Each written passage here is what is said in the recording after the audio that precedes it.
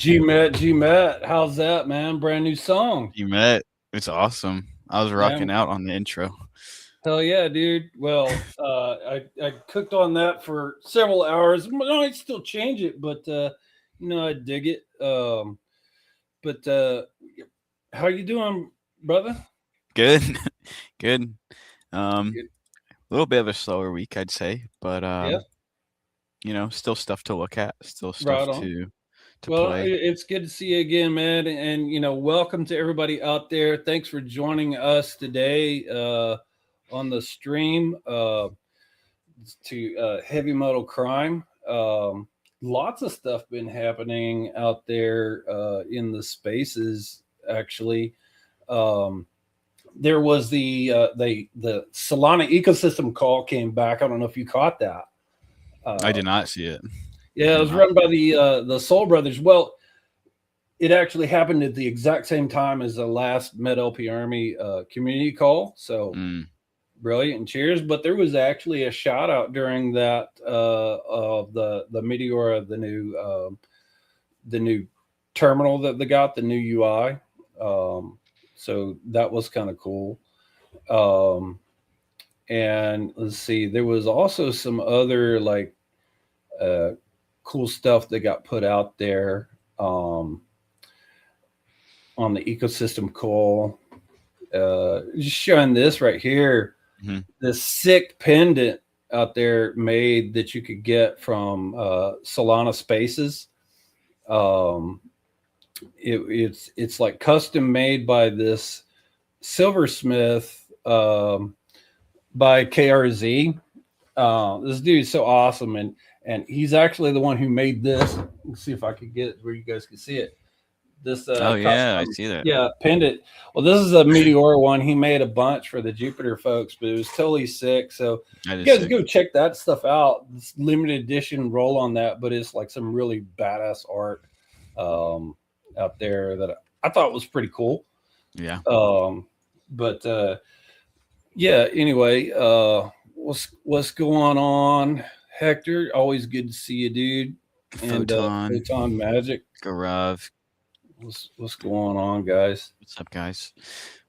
Yeah, I saw the I always use like the Edge Meteora Yeah. version, so the lines were like the new bin lines. I've always wanted that, so Oh I'm yeah. glad that the general users on the default link are now able to experience that. I think that's really helpful for just people, especially beginners that don't really know where their pool is at. Oh yeah. Makes it super It's useful. super helpful. I mean, for me, I was even like because sometimes I want to draw on the chart and then I'll go and translate that. And for me, it's just like okay, click, drag, boom, enter my position. It was a highly requested um feature for a long time, and that's just like one of the awesome things about Meteora is like the team, they listen to the feedback and they ship. Man, I can't tell you how many pieces actually in the UI that I myself directly requested. We're like, hey guys, like, can you do this? We're like, this doesn't work, or can we have this? And they would just ship it for us, man. Yeah, So that's totally sick. So they just like totally goaded team doing that stuff for us, they man. really are. They really are.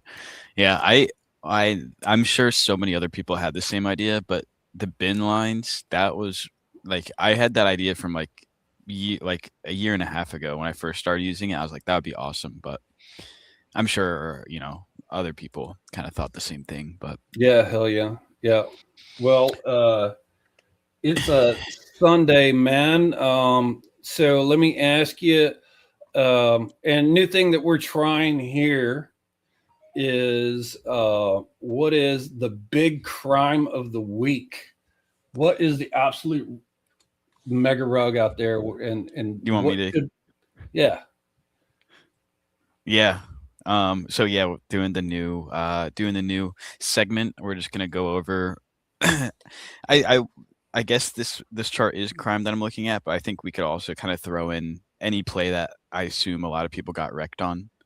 And I'm gonna go ahead and share the screen here. I guess we can get into it. Is that fine? Yeah, yeah, let's Sweet, do it.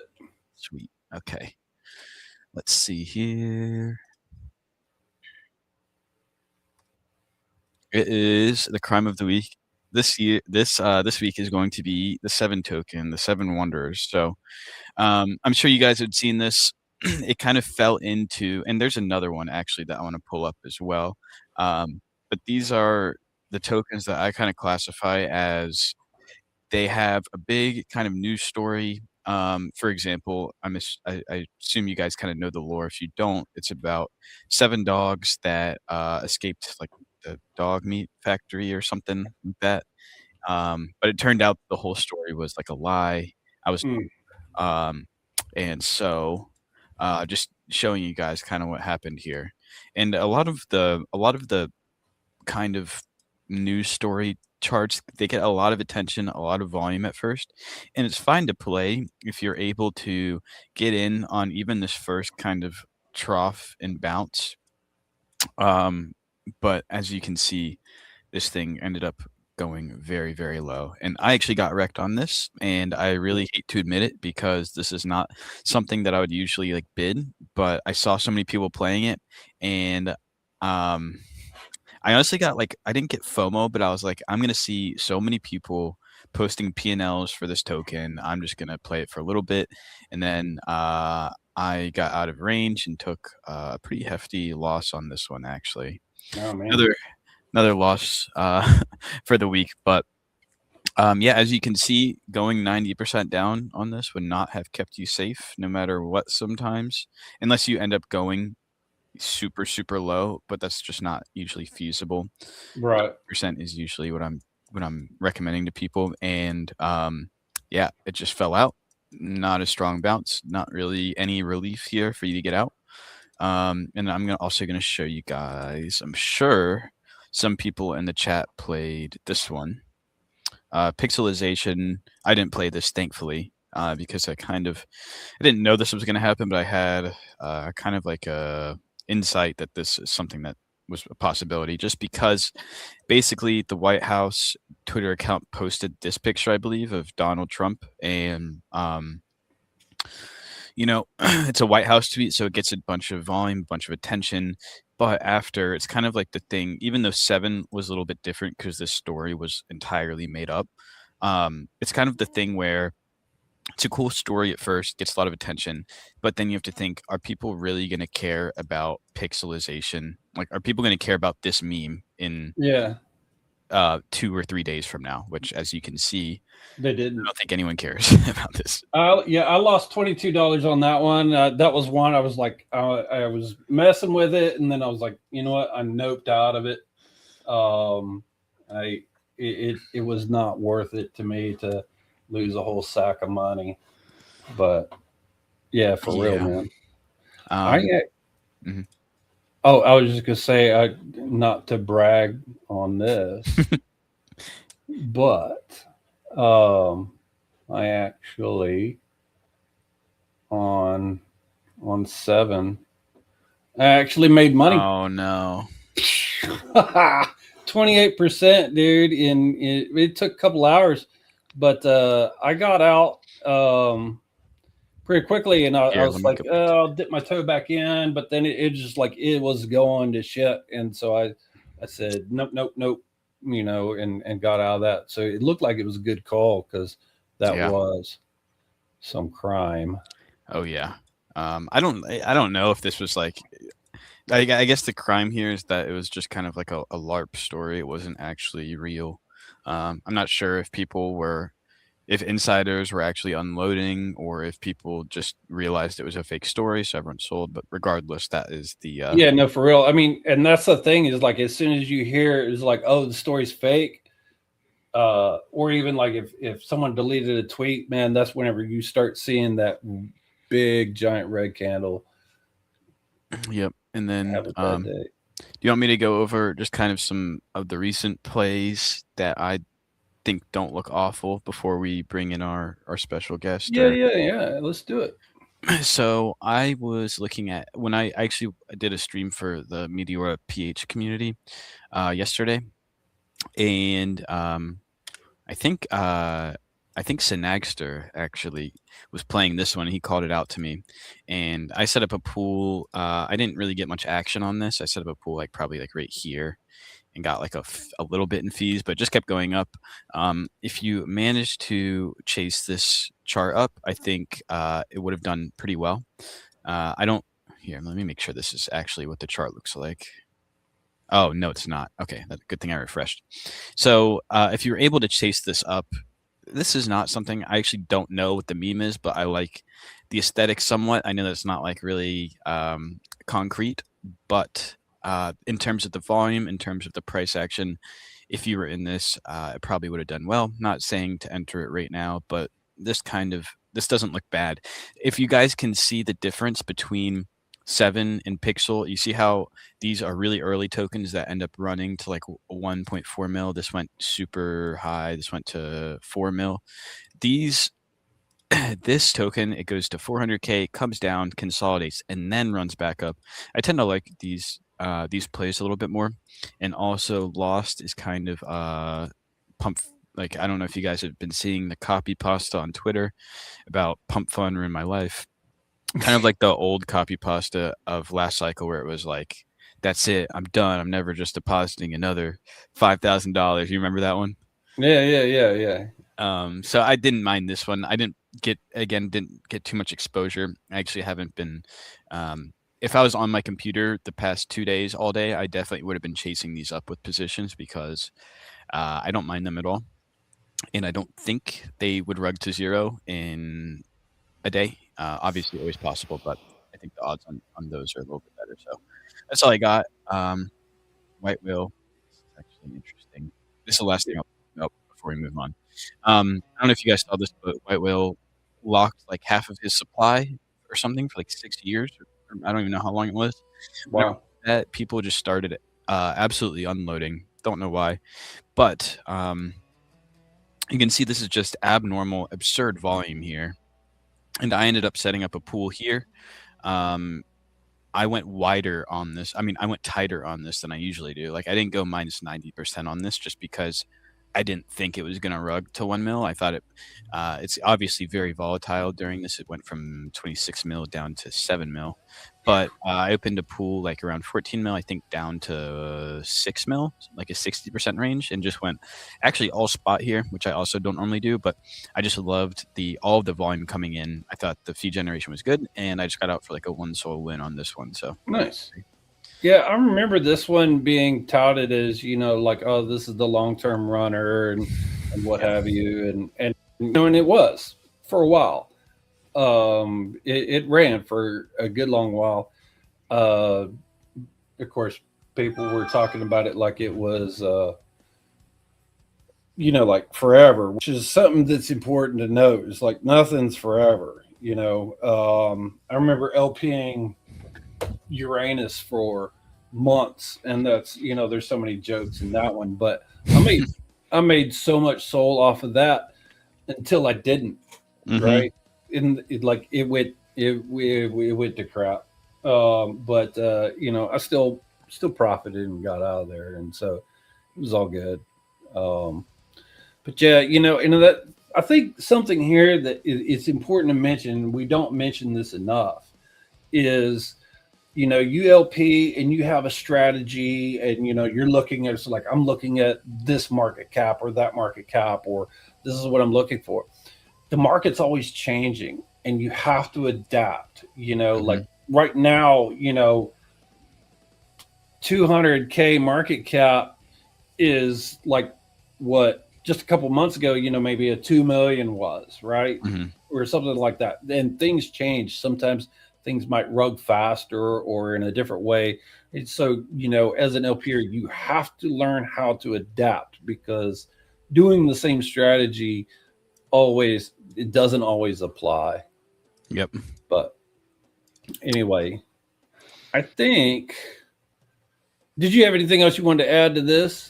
No, I'm good to go. I was going to answer Supremor question. He says, what do you mean by chasing up positions? And basically on, what were we giving that example on? So on Umi, for example, I made my first pool like back here on the chart. When I say chasing positions, I am only going bid side. So if the chart goes up, then I'm instantly out of range. So chasing positions by my definition is when the chart is going up, your pool is down here, the price is up here. You can close this pool and then set up another pool up so that if it dips down, instantly you're back in exposure. So basically, yeah, just chasing positions up means opening new pools so that you are again right here at current price for it to come down into. And then if you have your pool right here and it comes up to here, right, you close these positions, open a new one so that you're just chasing the price up. Right.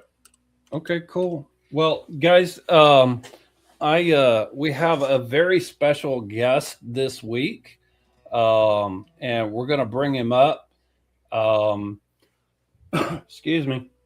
We have none other than the legend Tiagogo. He helps run that French community. He is streaming. Tell us first, Tiago. First, how are you doing, my brother? GMet guys, so happy to be here. Thank you for the invitation. Absolutely love having you here, man. And it was really cool to meet you in person. And he gifted me this beautiful bottle of Chimay, a Trappist ale from Belgium, Yes. which I'm actually going to open right fucking now. I, Yeah. I have been saving this shit for a good occasion, and there's none other than this one right here. Pop the cork. I I'm even have. honored you're opening it just in front of me, so that Yeah, makes me yeah, yeah, happy. yeah. That's good. Give it glass. Oh, with the glass. Yeah, the official Chimay glass, man, right here. Yeah, So you've got the it's goods. it's a little bit after noon here for me. So, but as they say, you can't drink all day unless you start in the morning. So, cheers. Cheers. Cheers. But anyway, so first, I mean, I see you've been doing some streams out there in French. Um, Tell us first, like, what's going on in the French community. Tell us about your streams. Show your bit. What's going on? The French community is cooking at the moment. Like I think we have a huge community now. We've been mainly on Discord. It's called the Diggers Discord. So I think it's the most active Discord, and it's a Discord general like Web3, but we have different channels. And the Meteora channel is the most active channel of the Discord, and there are like 6,000 people on there. And now so it's I think these guys they all come from like the meme coin space, and they are like doing and buying, trading 10k market cap shit coins, so they know the meme coin space. And when they've been all losing during this whole bear market now, I was like on their channel, so on they call it the Soul Shitcoin channel. I went there and I said, guys, like if you come to Meteora and you LP instead of just trading, maybe you'll be profitable. And some of these guys, they've switched and they've been on the channel and they've been grinding, man. Like they've been grinding crazy and they've been making money like crazy. Like, so I was so happy. I was like, okay, this is getting good. Let's do some streams. And it's always, the same guys coming on streams and making money with me, like giving good calls on the coins. But man, these guys, they're like surgeons. They know everything and they know every detail, every narrative, they know it. And nice. It's been very, very helpful. But I'm really happy to do these like streams, and I'm learning every day because these guys, they come on chat and they teach other guys and they teach me also. So, I'm mainly also like focusing on explaining. I like, education. That's how I started doing content as well. And actually also being onboarded by Razir. So yeah, Crime, that makes he's the GOAT. So he's been inspiration really. And then just making money on streams with these guys. Honestly, it has been a great, I want to say almost 2 months. Like from MedDabi after just a little bit after, I've been doing these streams, and now every Friday normally I'm on stream. Look, to finish off the week, and my concept is like the Friday beers, you pay them with LPing. That's nice.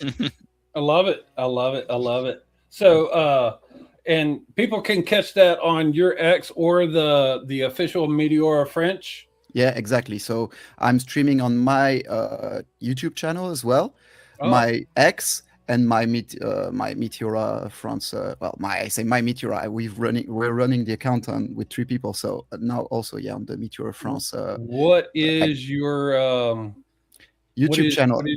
What is your It's Tiagogo underscore underscore FR. So I think what is it? Tiagogo underscore FR, like France. Tiagogo underscore FR. All right. You will find it. I think my most watched video has been like the basis of Meteora. And if you look at this video, it's like, I don't know, almost, I don't want to say 2 years old, but almost. And it's like the OG Meteora interface. So I'm proud to say that it's there. It's still the white interface white that mode. burned your eyes. Oh yeah. No, I remember. And I'll probably, it probably tells my age, but like I grew up with that, on computers. So like, it never bothered me. Cause like once upon a time, dark mode wasn't a choice, like on anything, you just had the big old CRT monitor blasting your face, and that's the way it went. But so somebody's actually got a great question here. Is there any way to see your recordings with English subtitles or translations? We've been working on it. So because we have Shaman, he's mainly making like the content on X. He's like the marketeer and the I want to say the content creator, making all the the representations, and he's trying to cook a way to translate the clips, because we've been also like shipping some short form content, and we want maybe to put subtitles on it and also translate the lives, because I've seen crime has been translated in Chinese, which looks crazy, and I was thinking, it's so maybe we'll do it in English, but I'm not sure. We have to try. But Shaman is working on it, I think. But I've seen that. I've been surprised. Like somehow I learned Chinese and Russian and became extremely fluent in Spanish. But AI is amazing these days, what it can do. And it follows like the lips. It syncs with the lips. When I saw that, I was like, I couldn't believe that. Right, he can speap Chinese. Like, that's crazy. I showed my parents that, and they were like dying laughing. That's awesome. So, man, have you had any good plays or good tips, or like what's your current strategy right now?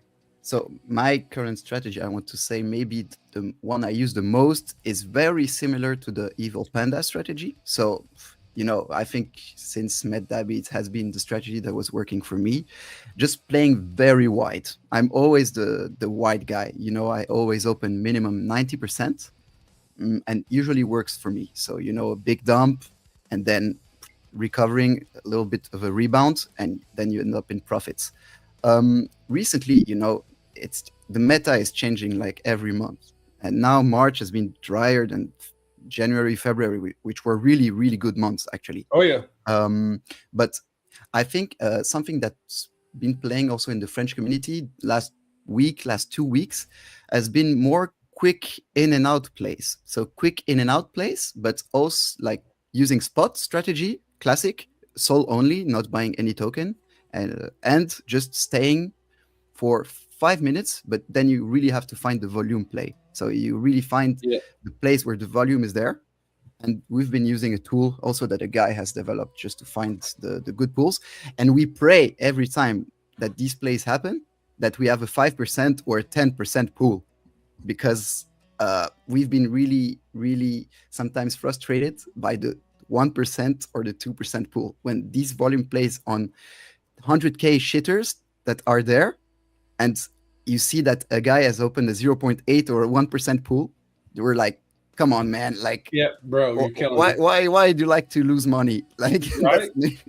Well, and for me, this is what I've been looking at, and I'm actually gonna turn off the damn V2 here right now. But just like looking here, like I'm coming here, and I'm usually looking at 30 minutes, and I start by sorting by fees, and usually there's something up here that's got like 1,000 or somewhere close to that, but those are becoming even rare. And like So sometimes, like right now, perk $657 in fees, and right now you're kind of like, okay, that's the runner. Is it really a runner? Well, 2 months ago, absolutely not. But it's like, well, that's as good as it gets. So, and I mean, of course, there's spikes, but If you would have told me that I was going to LP 100K market cap, 300K market caps, I don't know. Like before, yeah, it was no way I would LP that. It was like almost just minimum 1 million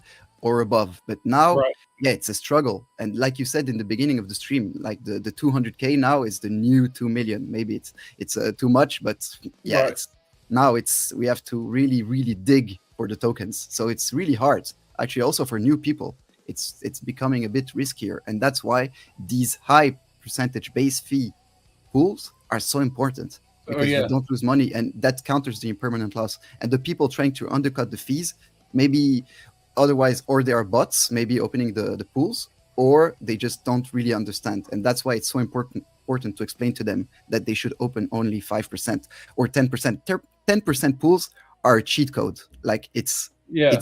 it's insane, the print, It's gonna save your the ass. 10%. Yeah. Well, and I mean that's the thing. I mean there is a certain point when a lower fee pool does make sense, but Yes. that's like the token. It starts becoming more well established. Maybe it rises in market cap. Maybe the volume and the volatility start to go down because if you've got something that is going sideways, 10% pool doesn't make sense because maybe it's only moving 2-3% up and down at a time. That's whenever that stuff makes sense. But like, don't shoot yourself in the foot. If you're gonna do fresh shitters, don't shoot yourself in the foot and make some ridiculously low fee pool. It's just you're not doing anybody a favor, right? Yeah. So absolutely, dude. Yeah, it's really a protection for the LPers, this fee, and this, of course, this insane tech that Meteora has, which is the dynamic fee, which is Absolutely. really there to protect. And so when the volatility is high, you get the dynamic fee, which is higher, of course, and that's really the key. And people need to understand that. I think still a lot of people don't understand that the volatility makes a play in the dynamic fee.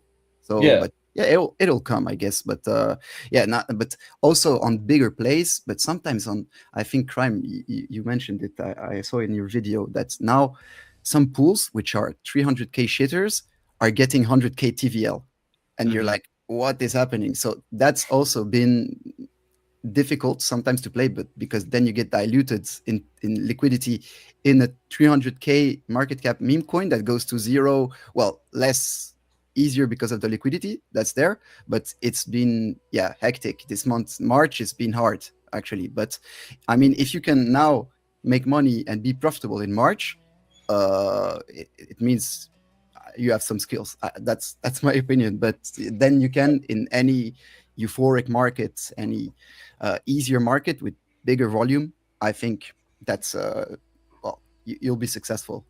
Absolutely. So let me ask you this strategy, would it be called evil baguette? Yeah, evil baguette. Evil baguette. Evil baguette. The strategy, the precise strategy, so is really looking for the volume. You look for the volume. I mean, they use kind of a tool. I think it's called like Fabric or something, and then they enter. But they don't do 90%. So they go for spot. They open approximately at the top, but of course, always opening a bit lower is always safer. So they go spot, soul only, and they do a full range. So when they mean full range is 70 bins maximum, and they wait, and then the volume is there. And it has to be a 5% or 10% pool. And then they wait 5 minutes maximum, and they exit with I don't know, when you are 4 or 5% in profits, it's good. So that they cut, and because this coin is going to die, so you just want 5 minutes. But before, they're also doing the due diligence. It's always, like I said, the surgeons, they're always going to the bubble map, the holder count, looking for the narrative. For example, if it's a KOL pushing the coin, if it's a KOL led coin, like it's a red flag, don't go for it. So you have to do it to get good at it. It's not simply looking at videos or stuff. You really have to try. So that's also a key concept that I think is important. Evil croissant. I love the way you said evil croissant. Evil croissant. Oh my gosh. Yeah, dude. You're absolutely right on all of that. Token selection is so critical to that. But let me ask you this: how often do you use the damn V2? Never. Never. I'm a DLMM guy, and GLMM guy. I never do DMMV2. I did once when it was, when the hype was there, and Sats Monkey when he made his one soul to 21K in 6 minutes. I Yeah. tried. I did one big win where I did one soul to 5 soul. I was really happy, but then Wow. I could not go and open, I don't know, 100 positions to have one winning position. I was always the DLMM guy, and I'm gonna say like this. Mhm. Yeah. What was really cool is, and I mean, I'm not really a big damn V2 guy. I get in now and then.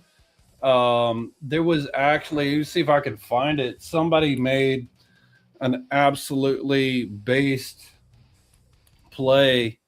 Um, Let me see if I can find it here really quick. Was it the one that I was think it was today. like 10,000% or something? Oh no, it was like millions, dude.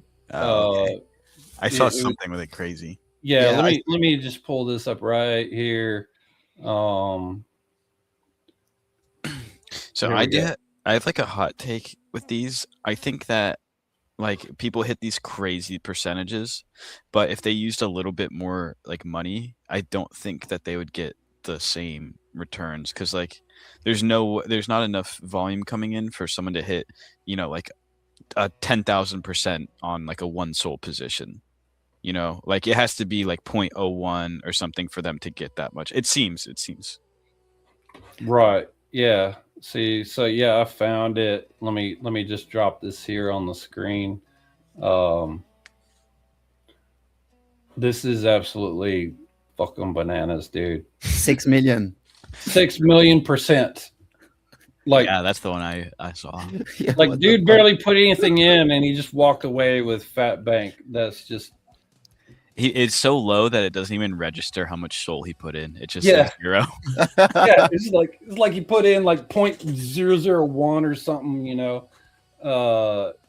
that's incredible. But I mean, Mads, props to you, Yeah. guy, for getting that. Congrats, absolutely congrats on that.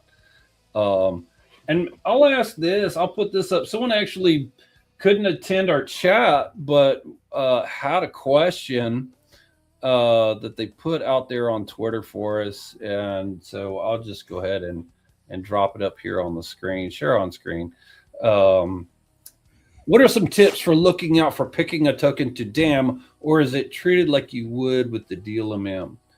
I mean, me personally, I'm like, it's all about if it's a fresh one, that's whenever it makes the most sense. Like if it's absolutely running, but I don't know if you have any take on that one there. I usually tell people when they're asking about the difference between them. I don't really do too many dams anymore, but back when I was like maybe this time last year, or no, not this time, but like June around last year, on top of DLMMing, I would also look at like new pairs. And if you find something that graduates or migrates, if it migrates and it has a ton of volume after migration or graduation, whatever you want to call it, that's where the dams are really good because they have really high. They charge really high fees. So if there's a bunch of volume coming in, it gives you opportunity for those dam pools to catch those transactions. Nowadays, I don't really look to do them. Just because I'm not really looking at new pairs as much anymore. And the new pairs, when they do graduate, typically are not getting a million in volume on the first hour. But like basically, I think dams are really, if we get another like hot meme coin market where things are graduating all the time, we're getting tons of volume. I think they're good to play on once the token migrates. Yeah. And when would you do it opposed to DLMM? Like I've seen a lot of people. I've never been good at this, but on the big token launches like Seeker, like Avicii and stuff, I saw people that got on those really early, like Easy Coin, I think too.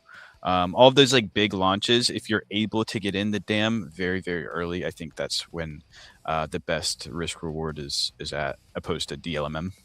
Yeah, absolutely. And there's a lot of projects that like to launch on the dam V2, you know, because they can configure that bonding curve. They can configure the, you know, the feed generation, whatever, make snipers pay. And, you know, so that'll start out as being the primary pool. Like when Huma launched, you know, the dam V2 was the primary pool. That's where it started. Absolutely great place to launch that stuff. Because, you know, even though it's not like the DLMM where, you know, you're concentrating your liquidity within certain bins, but they can concentrate that liquidity out there on the damn V2. You know, it's so configurable, a lot you can do with it. So yeah, but anyway, what else? Have we got any questions in chat? Anybody wants to ask something? We can, you know, maybe you've got the master of the French community right here, or and crime myself. You got any questions at all? Just let us know. Drop it in the chat, and we'll do our best to answer it. Let's see. Yeah. It's crazy. I think Tiago was one of like the first. We haven't like talked that much, but back when it first started, me and Tiago were both in Razor's DLMM chat, and he was like one of the first ones that like he was one of the people in the chat that was like sending stuff every day, and like you could tell like knew what was going on. But back then it was like this chat felt like I a small remember. felt like a small community back then, just in terms of all Meteora users. It was so niche at the point. Like at that time, it was, but it was so good. I mean, the fees at that moment were crazy. So crazy, so crazy. Yeah. And I remember, like, I watched one of my videos where I started the content with the 1 to 10 soul challenge, and I went back to watch one of them, like the first one or second one, and I saw a coin I was DLMMing, and the volume, I was like, there's no way this is real. Like it was, I don't know, like 100 millions 6 hours time or something like this. Wow. And like it was crazy. And the TVL, you look on the pool, the TVL was what, 50k, it's 40k with a 100 million pool, like 100 million volume. Like come on, like it was yeah much easier. Make bank. And you know, like I remember meeting Tiago like way back then when we first were doing like boot camp translations, and the French community was one of the very first to do it. And he was an instructor back then, and just absolutely amazing. So mad respect for you, brother. But we actually do have a couple questions out here now. So how early to a token do you like to be? What do you look out for? Whoever wants to start. Who wants to take it? You guys, I think we should get Tiago. I think we should get Tiago's input. Okay. Well, for me, it's really easy. How early on the tokens you like to be? I always enter at the top when there is volume. So I'm a really bad trader. I'm usually, the original top blaster. So that's why I'm also doing DLMMs and not trying to snipe a coin or be as early as possible to then sell at the top. I like to enter at the top when there is volume. Then I wait for a correction. And usually if you select your coin in the right way, looking at the bundling, the holdings, narrative, there should be, after a correction, a rebound. And I just exit on the rebound. And then I never look at the coin again. And if it goes to the all-time high, then I would re-enter again. But that's my strategy. That's been working, and it's still working. Nice. Harder now, but it's still working. So that's how early I like to be. So not early at all. Yeah. Well, and that leads into this next question. What's your guys' favorite strategy to employ? And, me answering like how early, I really like to see at least 100K market cap, but it's like, and what strategy, it all depends on like, what's it doing? If this thing is up only, I might try a two-sided ape-in. Of course, the ape-in only works if the bins are paid. So if you would need to pay for bins, the ape in will fail every time, and that's by design. But sometimes I'll do that. But almost every time that I do an ape in, I always open a one-sided bid ask, and I'm going wide, right? Because it's like, okay, if I get screwed up here, I've got something down here to help me out, or I'll even like take the fees for both positions and throw it in that top one. But at the same time, it's like maybe I missed whenever it first launched, then I'm going to switch. And lately, I used to do a lot of wide spot, like Evil Panda or whatever. But I've been doing more like pure bid ask with just a little bit of spot thrown in there, just earn fees while it's because sometimes it only stays in that very top part of the range, and I don't have the patience or wanting to watch it. So I just like, yeah, whatever. I'll throw a little bit in there. What about you, Crime? What's your favorite strategy to employ? Bid ask? Yeah, I still am mostly going bid ask. The spot, I think what Tiago's doing is very, very similar to how I play stuff, though, especially the coins that are like high volume. You don't really believe in them. You're just kind of playing it because it's like what's going on right now. But yes, I also kind of chase it up. Sometimes I don't always bid the top, but like usually I start my range and go really low. And then as it goes down, one bounce, and if I'm happy with the profit on the bounce, I get out.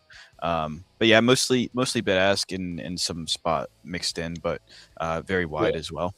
Bid ask is so underrated. I mean, it's like I love it also, and I've been doing it more because sometimes with spots and really volatile meme coins doing the Evil Panda, you can get really, really wrecked even if you open so wide.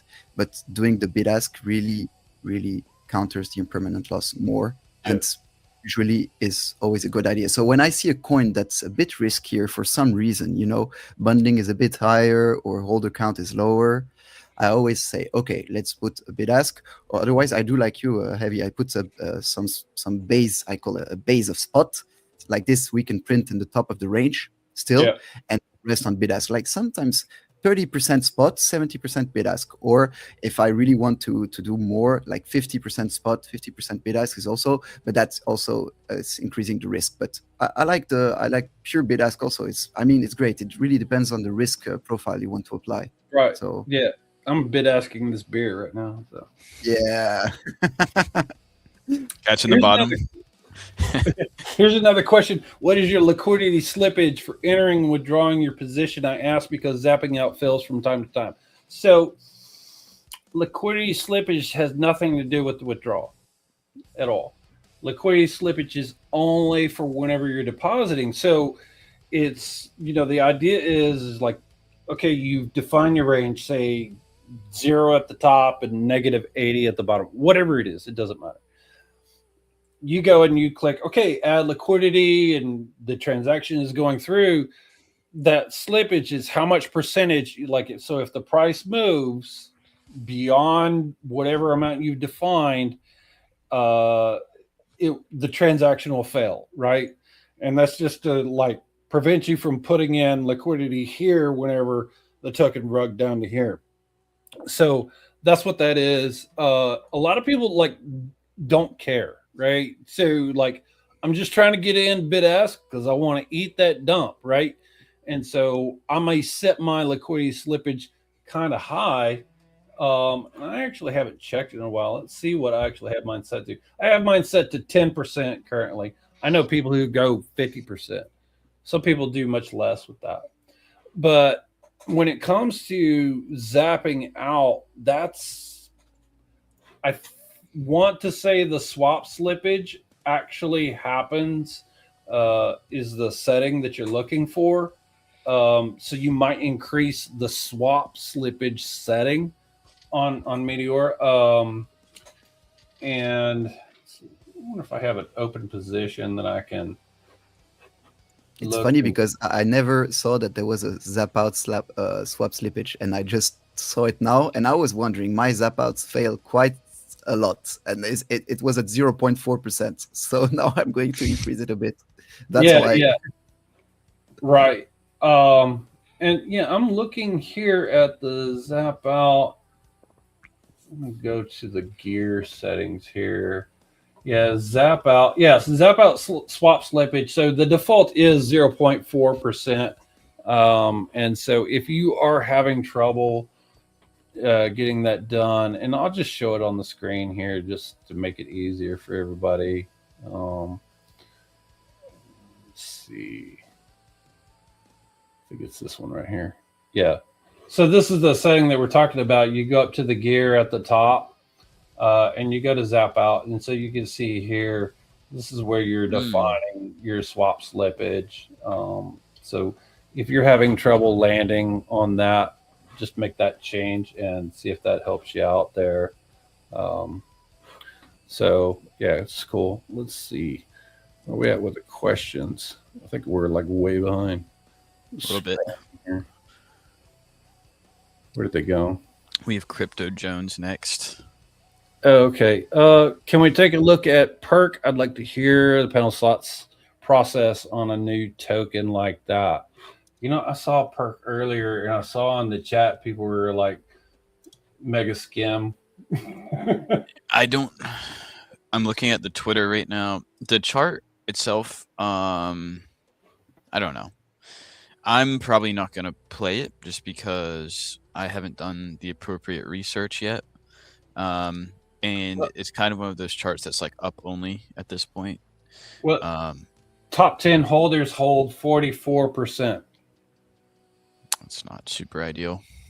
No, that's like a British way of saying that. You're like, that's not ideal.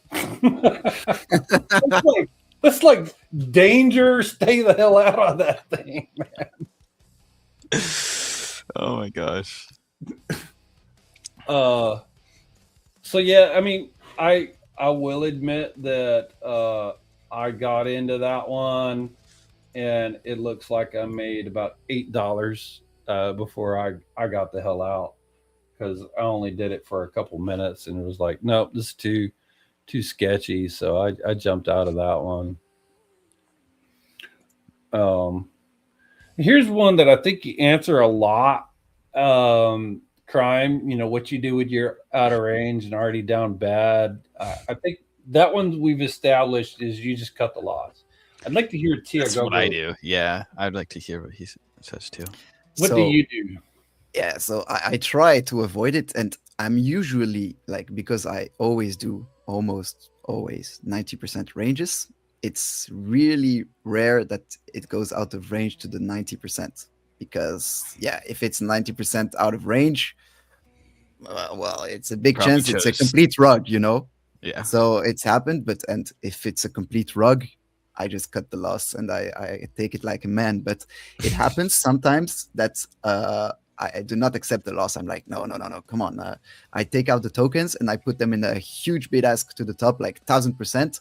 And when I get a little bit back, but I'm not too greedy. I'm like, okay, let's just wait a bit and let's put a percentage, and then I take it off. But yeah, usually the short answer is I cut the loss as well. But I never try to revenge trade. Never.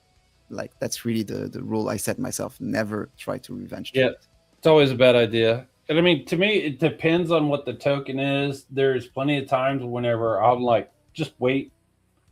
I mean, I think Punch was a great example.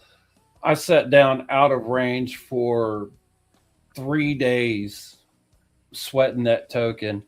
And I waited 3 days. I held the line. I didn't do anything to my position, and then got this massive pump, and I made like $2,100 off of it. So it all just depends, right? But that token had a great narrative. Yeah, that's different. Yeah. Yeah. What's the bigger loss, and what's the lesson you learned from it? I'm saying that directly from what Hector wrote here. What's the bigger loss? I'm not sure what he means.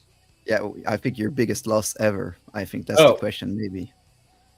Yeah, so he's trying to dig up. So my biggest loss ever was actually on Ethereum chain.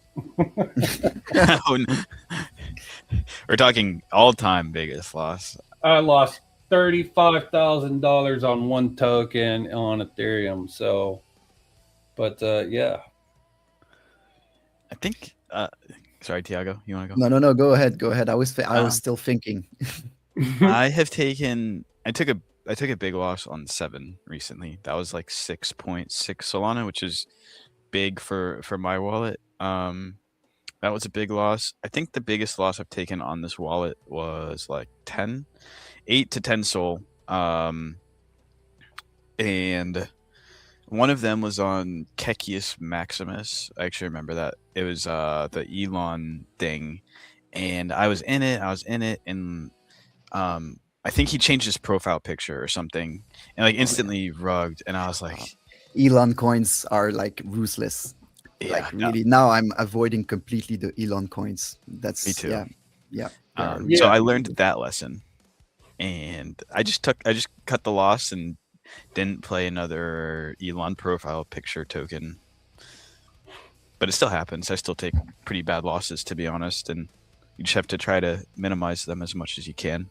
Yeah, I'm thinking about 2 losses I had. Like there was one on Melania coin when they I launched lost- it, and Meteora and Solana got taken down, so I could not withdraw anything. And I was live, I remember, with the French community, but I think I don't have the clips anymore. But our reaction were so funny. We were like in front of the screen, like, what the fuck are we doing? Like, what do we do now?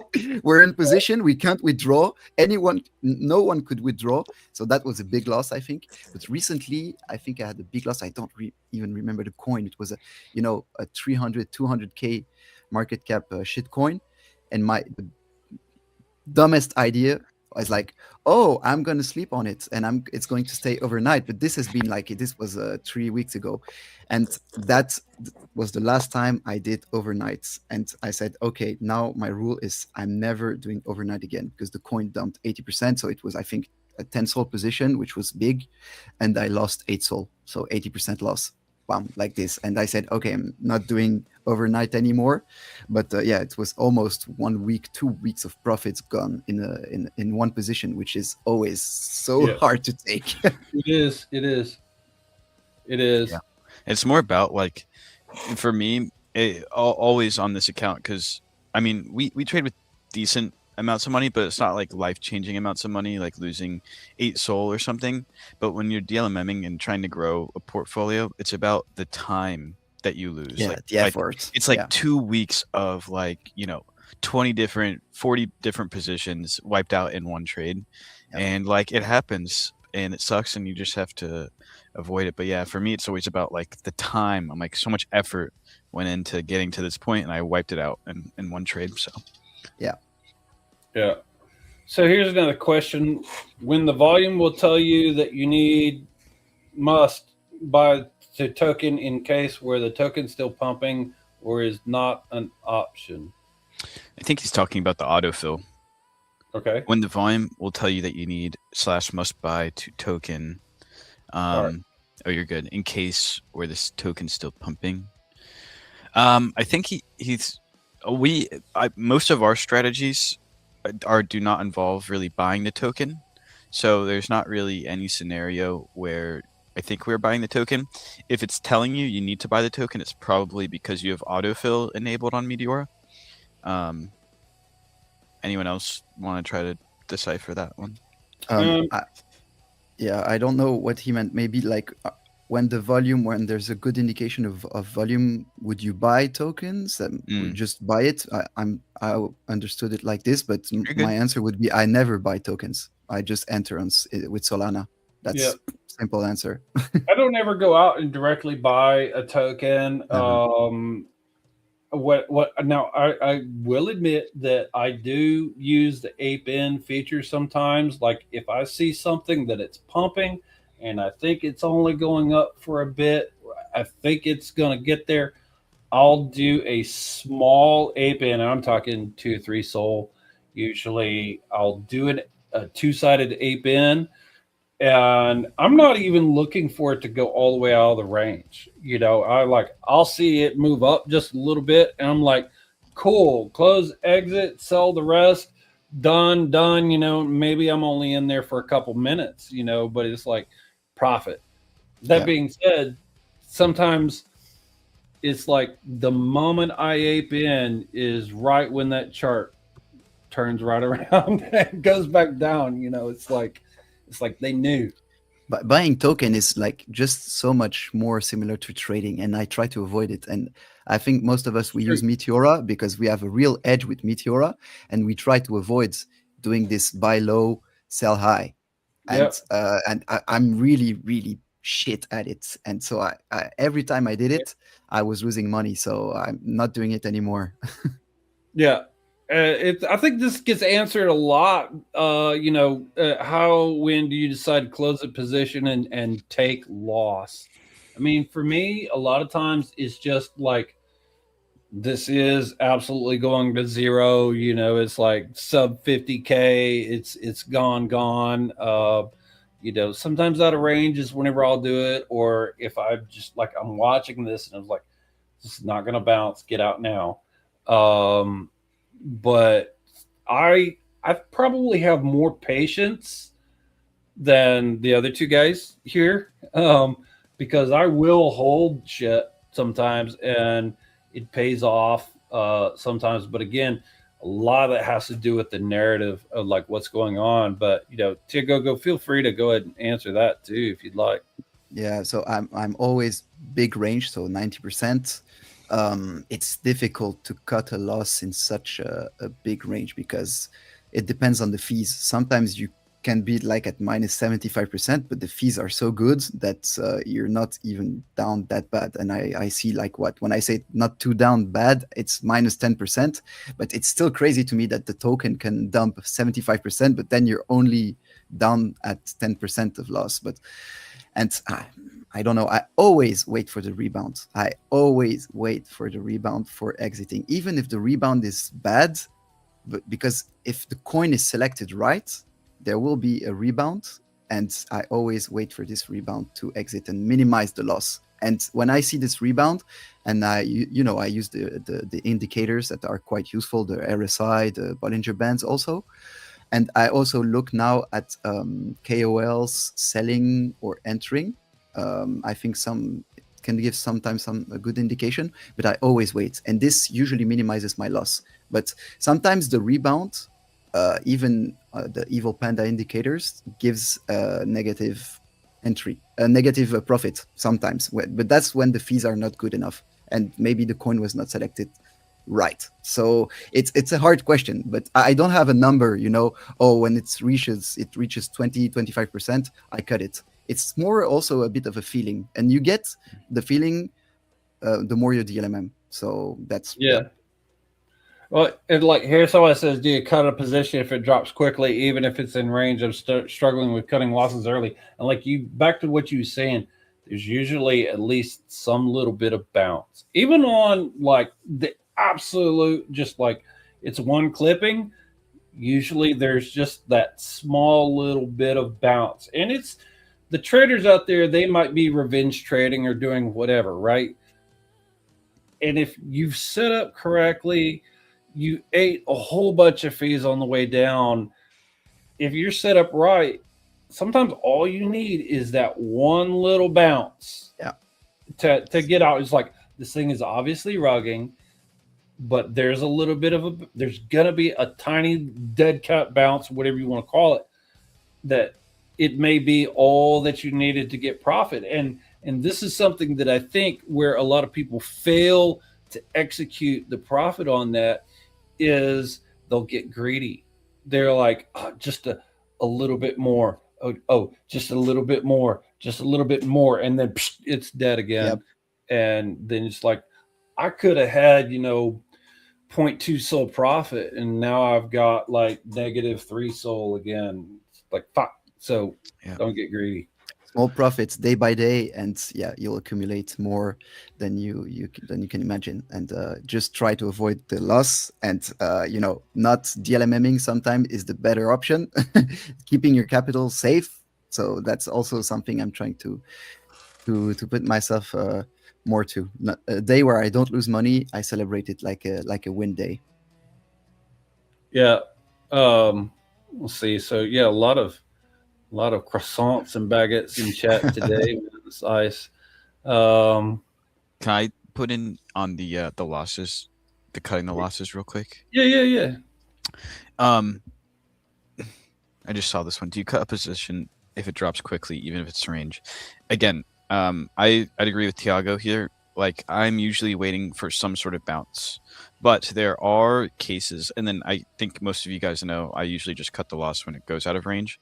But there are cases like for 7, for example, if I was actually monitoring that token, and I got the info that the story was fake, even if I had like a lot more in range. Like as soon as I hear something like that really fuds the token or makes it not a good narrative anymore, like that's a good time to get out regardless of the loss. So like if there's information on the token that makes it worse, then you want to get out before that happens, but usually waiting till it gets out of range or a bounce.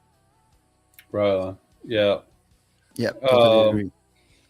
So yeah, it's just like this comment needs a little experience. Burnt hands don't touch hot pan anymore. I still touch the hot pans Yeah. sometimes. Narco, he's got French fries, burger. I don't think all that's French food, brother. But yeah, They call it French fries, but in Belgium we have better fries than the French, you know. And Yeah? it's bad that we call them French fries. We should call them Belgian fries because Yeah. we cook them with the beef fat, and these make a Mm. difference, and it's so much better. We make better 100%. fries in Belgium than in France. And I don't care if anyone has another opinion. I'm Belgian, and I'm proud of the Belgian fries. Yeah, man. Hey, and that was like that fun fact. McDonald's, long ago they started out making their fries in beef tallow. Now, whatever, you can like McDonald's, not like McDonald's, but they were very famous for their fries, and the reason why they were so famous, why they were so good and popular, is because they were cooking in the beef tallow. And then some people convinced the world that beef tallow was bad for you, and let's go and use these, blah blah blah oils, and say they started doing that, and the flavor went down and it wasn't actually healthier for you. Now you see this push back into using beef tallow because it's natural, it's tasty, and it's not all that bad for you. I mean, is French fries health food? No, No, but yeah. It makes such a difference, the beef tallow. Like it's you taste it directly, and the real Belgian fries, they cook it 2 times. So they cook it once to cook the inside, and then they take it out. They wait a bit, like 2 minutes, then they put it back in for the crispiness, and that's really the secret. And the people they don't know that. They just think you put the fries in, you let them, and then it's just it's not as good. You want the perfect inside, the mush, and then the crispy outside. That's actually how I do it whenever I cook at home. When I make my own fries, potatoes, but you're almost Belgian, Heavy. You're almost Belgian. Like you live in Texas, Right on, but you have all the Belgian attributes. So man, you I drink the can't wait best to beer, come to so. Belgium, get an Abbey tour, man. I'm in. I would be so happy to welcome you here. Like really. I would love it too, dude. Yeah. Oh, some mayonnaise to dip. Yeah. Hell yeah. Pommes frites. Pommes frites, yeah. Pommes frites. I don't have a good French accent, man. Yeah. Yeah. Very Texan. Yeehaw. Well, guys, it has been a little bit over an hour, and Tiago, I'm so happy that you joined us today, dude. Yeah, it's been great. Thank you again for having me. Yeah. Love these talks, and yeah, it's always so interesting. And right on, man. Well, again, you guys, if you are not familiar, go check him out. Follow him on X. Follow the Meteora French. Especially if you speak French. If you don't, I don't know. Maybe he'll have subtitles for you guys. But they're DLMMing, they're live streaming, they're kicking ass and doing so good. And we appreciate what you do for the community. And growing that French community. You guys are simply amazing. Thank you. Yeah, we just passed 1,000 followers on X today, so really, really happy. Yeah, we'll try to make an effort to try and translate, because I'm getting more and more requests in DMs or in the comments, on the lives. Please translate, because I think people are genuinely interested about what you say. So I think we'll make an effort to try and put subtitles. And yeah, just make sure to follow, and Thank you again so much. And of course, I think we're cooking also maybe an LP Army Academy in French. I don't know. I've heard some noise, background noise. Something's coming maybe, but yeah, that's something I've heard, and let's see. Yeah, well, it's coming. So, I mean, I'll go ahead and do that. Chill. We've been doing a complete revamp, a total overhaul of the LP Academy. It's not just like a completely new course, updated, with everything out there, because we've been listening to a lot of feedback, and we're changing and adding to this course. We're adding so much bonus content and all that. We're going to change how you graduate. It's going to be you'll go out there, you'll take the test, and you'll get immediate feedback, immediate graduation results, immediate role granting in the LP Army Discord. All that's going to be so automated, and it's going to be so amazing.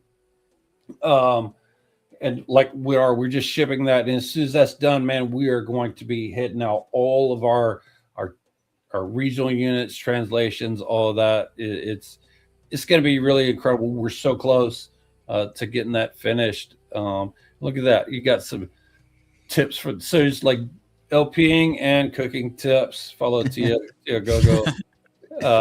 Yeah. Win Fries Academy. Right. Right on. Merci. Okay. So, all right. Last one. What are you guys doing when you're not using your Sol or USDC? Well, I'm always using it, but I have been known to drop some of it into Jupiter Lend before. Just try that out. I mean, I'm not getting rich over there, but a few bucks is more than $0. What about you guys? Go ahead. I'm honestly not super DeFi knowledgeable. I think people with better DeFi knowledge could give you a better answer. I stake some of it. I stake Sol. I don't really do anything with USDC, to be honest. I probably should be. I mean, that's solid choice, staking it. And you said something that actually gives me a great segue. You said you're not that knowledgeable in a lot of the other DeFi. Jupiter just shipped their own Jupiter Academy out there. So courses on all kinds of their products. So if you guys out there want to learn more about all kinds of things, I have not taken the course because I'm busy building my own, but perps and land and all these things, they have stuff out there.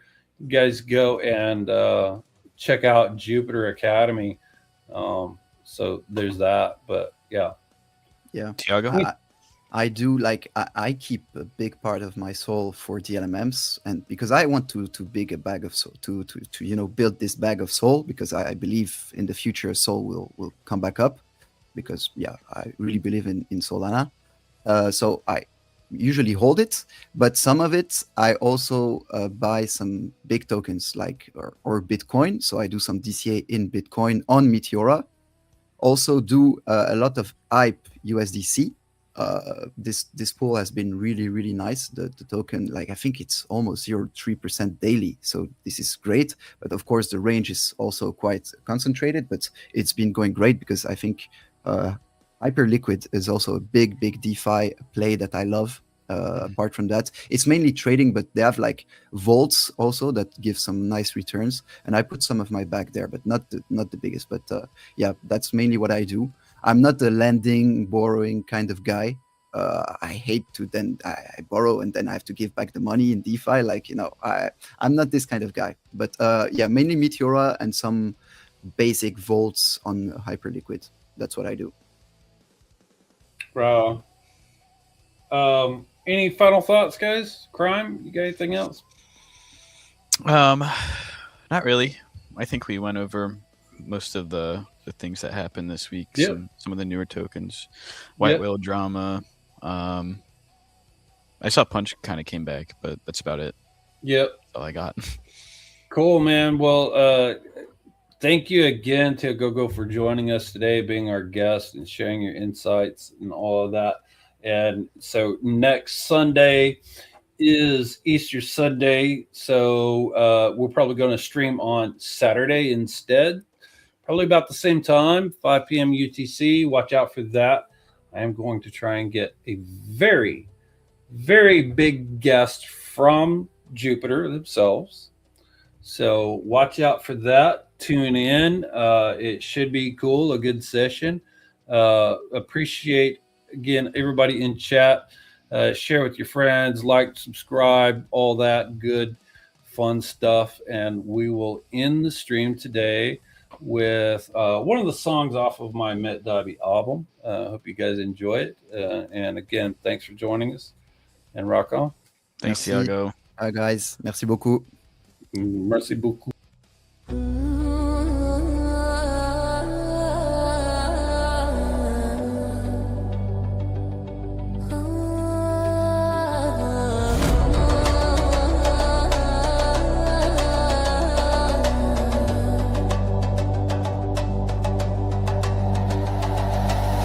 Beneath the desert sky so wide, a million voices side by side, dust in the air but fire in the heart, scattered souls now a work of art. We build, we break, we rise, we fall, one by one we're entering the cold echoes of Meteora. We gather, we climb from every corner, crossing time, strategy shared, lessons unfold, together unbroken, strong and